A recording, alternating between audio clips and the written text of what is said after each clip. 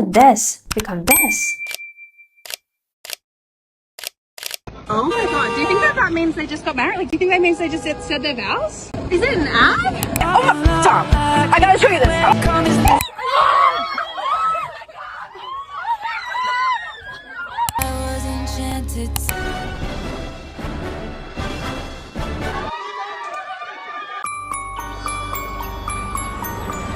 Everyone thought the big moment in this love story would be a sparkling diamond ring. Actually, nope. Friendship bracelets. Friendship bracelets. Friendship bracelet. Eras Tour friendship bracelets. Friendship bracelets. I am in my friendship bracelet making era, and I'm going to the Eras Tour tomorrow, so make the friendship bracelets. How good were Travis's friendship bracelets? It starts with a bracelet. And here's the weird part. Did you give the friendship bracelets, or was that just on the podcast? Like, I've never seen the original. They didn't leave this. So, the million-dollar question. How did a $5 piece of plastic become the one iconic thing millions remember about this love story? But wait, why are we talking about a $5 bracelet like it's some life-changing lesson? Because unless you're Taylor Swift with a Netflix documentary and a stadium full of fans, you probably don't have a billion-dollar brand, but you still have a brand, and people will remember you for something. The question is what? Plot twist. It might be sitting right there on your wrist. I mean your jewelry. Alright, I'm Sepideh. I decode jewelry through art, marketing, and culture. And today we're gonna figure out how and why a tiny object somehow became the superhero of an entire love story. Well, what if it's an airplane and it's going zoom? So let's rewind. Alright, here's the version everybody thinks to remember. Travis made a bracelet, a friendship bracelet, fell in love. That's pretty much the whole story. Simple, except that the math isn't mathing. So let's time travel for a second to summer 2023. At the time, Taylor had just come out of her 6-year relationship. Her personal life literally everywhere, every headlines. But career-wise, another level, and right in the middle of the Eras Tour. Honestly, calling it a concert doesn't even come close. Every city basically turned into a little Taylor universe. People weren't just buying tickets, they were showing up dressed as different Taylor eras, trading bracelets, creating little traditions, to the point where walking in without bracelets kind of felt like showing up without a ticket. And that whole bracelet thing didn't just appear out of nowhere. So let's first make sure we know where it actually came from. You're on your own, kid. You're on your own, kid. If you haven't heard it, highly recommend. There's a lyric that changed everything. So make the friendship race. Let's take the moment and taste. Fans heard that and basically went say less and got to work. I kind of made a full Eras Tour popcorn bucket's worth of bracelets for my show. I am in my friendship bracelet making era, and I'm going to the Eras Tour tomorrow, so let's make a friendship bracelet together. That is complete. And then you're going to seal that off with one bead. They started bringing them to the shows, so the tradition cut on fast. Now picture this. Travis Kelce watching all of this from the outside. July 2023, Kansas City. He's at the Eras Tour and apparently has an idea. You made her a bracelet? Yeah, if you're up on Taylor Swift concerts, there are friendship bracelets, and I received a bunch of them being there, but I wanted to give Taylor Swift one with my number on it. All right now. Ooh, your number's in 87 or your phone number? You know which one. The plan was simple, but here's the catch. Well, I was disappointed that she doesn't talk before or after her shows because she has to save her voice for the 44 songs that she sings. So I was a little butthurt I didn't get to hand her one of the bracelets I made for her. Nice try. Story over, or so you think. Honestly, it felt more like a rom-com than an interview. Not a PR move, not a dramatic confession. Little did he know someone was listening. Then the internet did what it does best. Made one tiny story the main character. Just like that. And suddenly, bracelet story took off. Then out of nowhere, Taylor shows up at the Chiefs game. Even sporting his number, 87, in a friendship bracelet that was also adorned with hearts. And then Travis at Eras Tour shows. No big deal. Photos, headlines, public appearances, you name it, still no big deal. And before you know it, engaged. And just like that, wedding bells. Looking back, almost a fairy tale. But you smart cookies may ask, why this bracelet? Why not literally anything else? Here's what nobody tells you.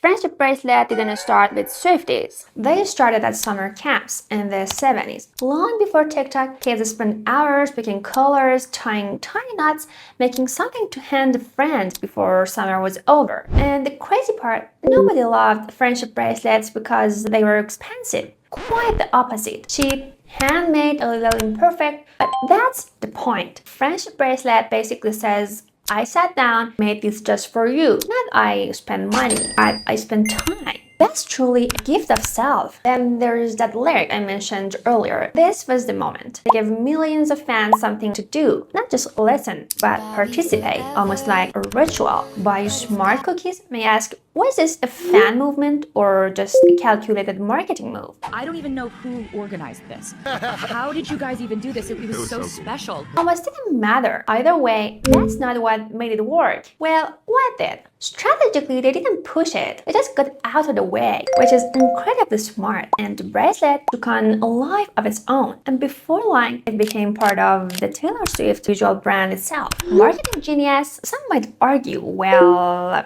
yes. And it's very worth noting, this wasn't the first time Taylor turned jewelry into a little reminder. Remember the snake, reputation era. But for now, put a pin in that because we're gonna need it later. Then the Eras Tour really took off. Before almost every show, fans were making bracelets. This is me walking into the Eras Tour. Here are all the friendship bracelets I'm gonna trade. Walking into the Eras Tour, I have no bracelets on my wrist, and I brought 100 to trade. Leaving the Eras Tour, I've traded all of my bracelets, and this is what her wrists look like. Fearless. That's some serious commitment. It wasn't just 1,000 watching one performer anymore. It was 1,000 joining in the same ritual, just like that. And almost without anyone noticing, friendship bracelets stopped being just cute little fan crafts. They quietly became a secret language, a signal. Colors meant something, words meant something. Sometimes just a handful of beats could tell another fan, I know that song. I love that album. I got that reference. And honestly, imagine trading solid gold bracelet instead. My wallet hurts just thinking about it. But would this tradition spread the same way? Definitely not. Plastic isn't exactly luxury. It was accessible. Anyone could make one, wear one. The barrier to enter was basically zero. You know what? Sometimes counterintuitive ideas work best. And from a design point of view, there was another reason this thing was infinitely scalable. They were endlessly customizable. I'm Gracie.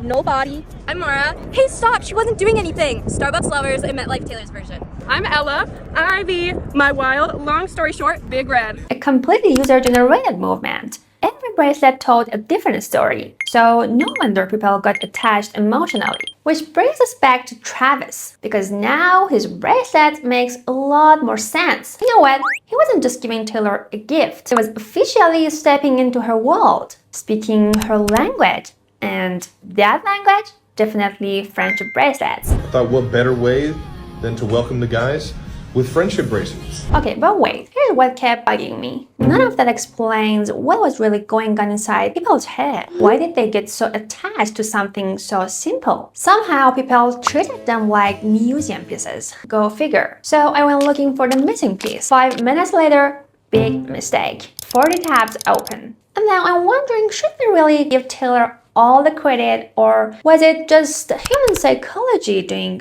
all the heavy lifting? Because, you know, when you think about it, people have always been masters of turning ordinary objects into stories. In other words, objects become perfect source materials for memories. And that's exactly what happened with the bracelet. For some people, it wasn't just something they made before a concert. It became the bracelet I traded with a Taylor fan who ended up becoming my friend. The bracelet from my very first Eras tour. The bracelet that reminds me of one unforgettable night. So it wasn't the object, it was what people brought to it, which made it all the more meaningful. I know what you're probably thinking. Still, something didn't add up. When Travis told the bracelet story, it didn't come across like celebrity gossip. It sort of felt like some random guy telling his friend the funniest story about how he tried to impress his crush and totally failed. Which is kinda weird, because almost nobody watching actually cared about Travis. Why did it feel so personal to the fans? First, let me share this comment with you. It literally feels like she's my older sister taking me through life with this song. Instantly changed my life. This comment kinda explains everything.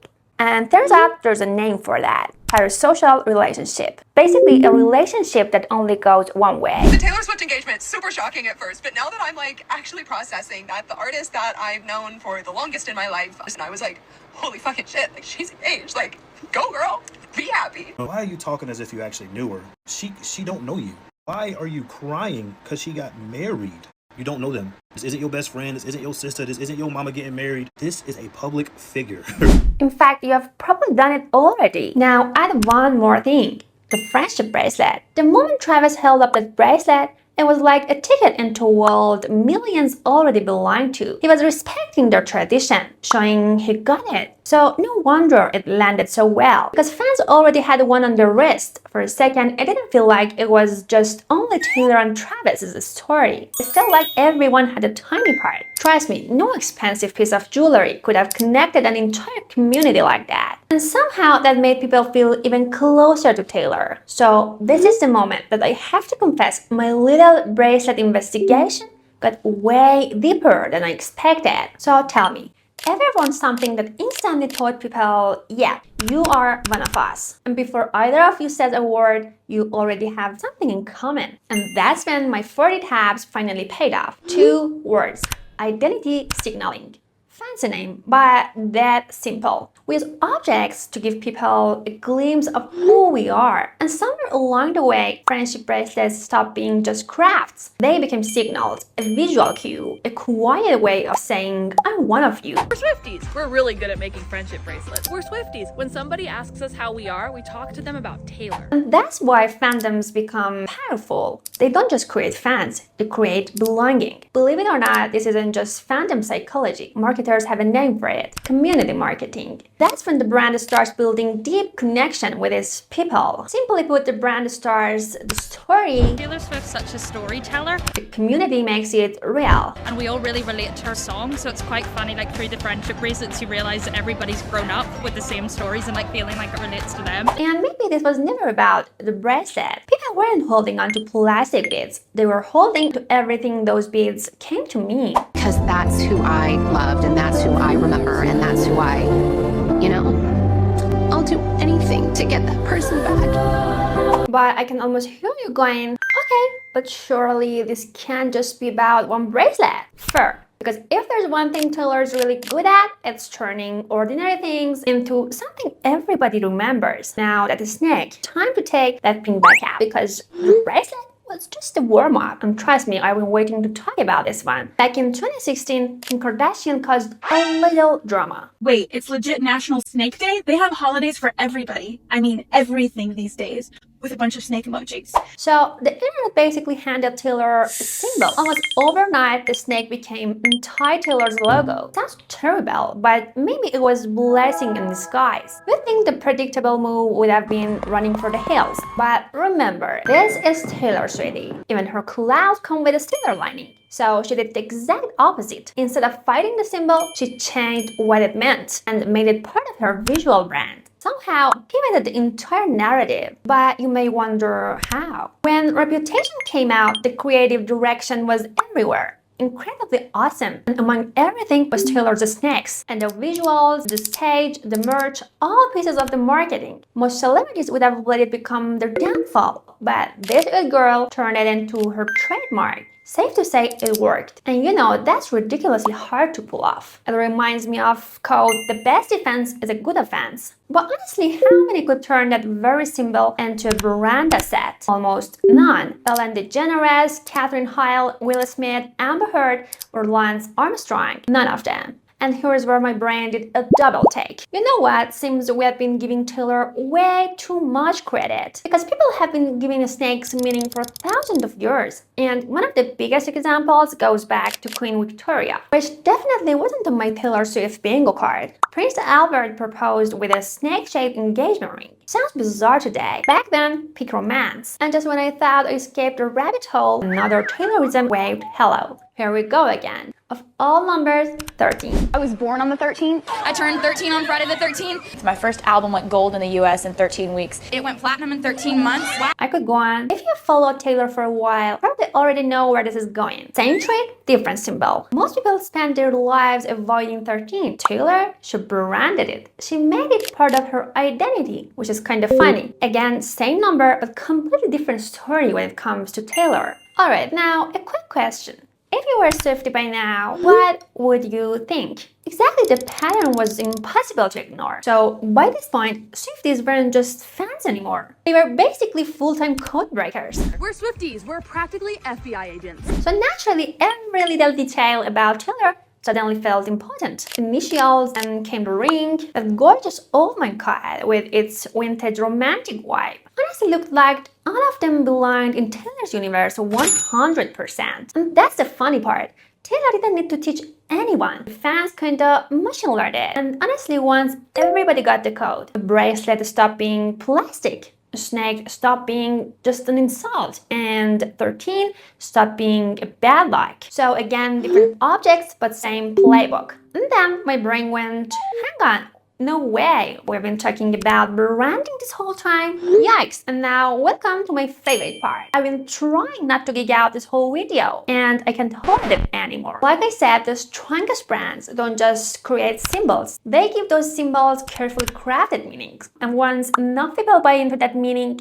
the symbol speaks for itself. Yeah, I know, it sounds a little dramatic. Fair. So let's test it. Think about Nike. Just a little check mark. Except your brain doesn't see just a check mark. One tiny shape carrying an entire story. Honestly, this has been a legit masterclass in visual branding. Okay, take that Tiffany's little blue box. Technically just cardboard. Good luck convincing anybody of that. But people don't see just a box. They see something else. Funny, somehow the box became almost as famous as the shiny thing inside. And that's when it hit me. Branding isn't about just a logo. It's every little signal quietly telling you this is who we are. The colors, the shapes, the sounds, the objects, and then something really interesting happens. People not only recognize the brand, but they feel it. That's the magic makes brand aspirational. Alright, my favorite people, let's go back to Travis, because now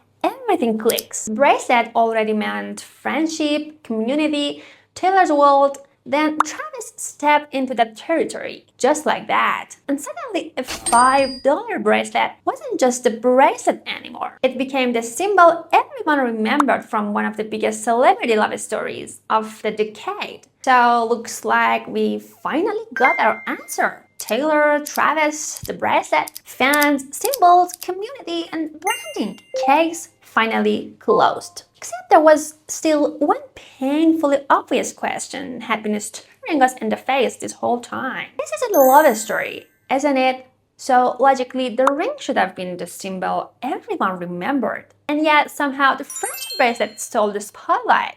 But how and why? Honestly, I think it comes down to one tiny difference. You know, the ring has a very, very exclusive guest list. Just 2 people. One kneels, one says yes. But watch what happens when we swap the ring for the bracelet. Suddenly, everybody was invited. The ring was theirs, the bracelet was ours. Millions of fans already had one in a drawer or around their wrists. So it seems for the first time, people weren't just watching Taylor's love story. They could actually see themselves in it, which is why the bracelet won. Note, the ring is a private symbol, something people can admire. But the bracelet is a shared symbol, something people can participate in. Funny, isn't it? You'd expect the diamond to be the star, but turns out no diamond stood a chance. Okay, let me know what you think. And if you enjoy seeing jewelry as more than just something pretty through the lens of art, marketing, and culture, well, you might want to stick around. Share this with someone who still thinks jewelry is just decoration. So we need to talk. Until next time, don't just wear jewelry, give it a job.